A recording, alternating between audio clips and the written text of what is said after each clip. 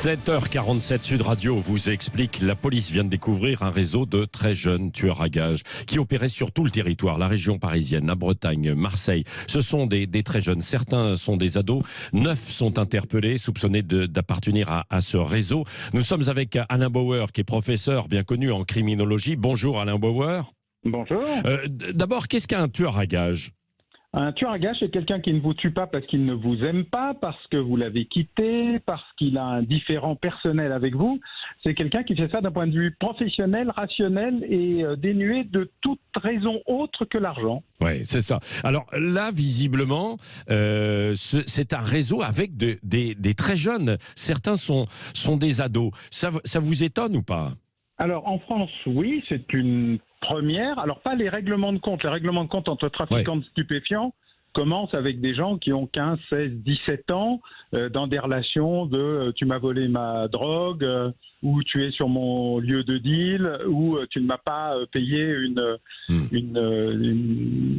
dette. Mais aux États-Unis, ça existait déjà dans les années 40-50. Il y a eu un double réseau, d'ailleurs, un réseau à la fois de salariés, on va plutôt appeler ça des prétoriens, des gardes de la criminalité new-yorkaise qui agissaient autour de Butsy Siegel, et puis des sous-traitants qui étaient des opérateurs extérieurs. Et surtout, il y a des apprentis. Il y a dans le monde des tueurs à gages une forme d'apprentissage où des plus anciens recrutent des plus jeunes pour en faire d'abord vraiment leur apprenti au sens historique du terme, puis qui prennent du grade et qui éventuellement à la fin soit travaillent avec eux, soit les remplacent. Oui. Qu'est-ce qu'on sait de cette histoire-là, Alain Bauer ? Donc 9 ont été interpellés, vaste réseau. Par qui était-il utilisé et combien leur rapportait entre guillemets un assassinat ?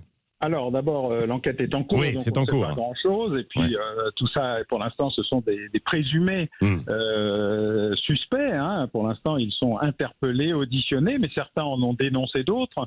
Et à la fois leurs réseaux sociaux d'un côté et le fait qu'ils parlent beaucoup de l'autre, c'est un effet probablement du jeune âge, ont amené la police à découvrir de nombreuses ramifications et donc découvrir l'ampleur de ce réseau. C'est assez rare d'avoir autant de personnes. Il y a des logisticiens, des gens qui gèrent les rendez-vous.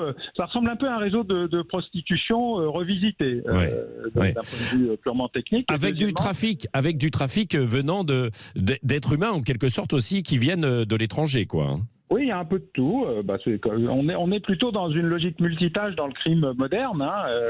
Et d'ailleurs, on découvre régulièrement quand la police ou la gendarmerie décrypte des réseaux de communication soi-disant secrets, l'ampleur des réseaux de stupéfiants, mais aussi des règlements de compte et, dans ce cas précis, du tueur à gages. Ouais. Deuxièmement, le tarif est en général très évolutif. La moyenne américaine est entre 15 et 50 000 $ suivant la difficulté ou l'ampleur de l'effet secondaire d'un assassinat. C'est pas la même chose si vous tuez le caïd du quartier ou le chef d'un groupe criminel organisé. Les effets secondaires sont pas les mêmes et donc les problématiques de fuite, de protection, de secret sont beaucoup plus complexes.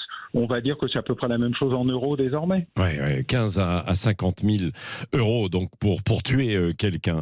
Merci Alain Bauer pour ces premières explications. On va suivre cette enquête qui est en cours et puis les gardes à vue de ce réseau de très jeunes tueurs à gages. Je le disais, certains sont ados, ont 16 ans. Merci Alain Bauer, professeur de criminologie, d'avoir été avec nous ce matin sur Sud Radio.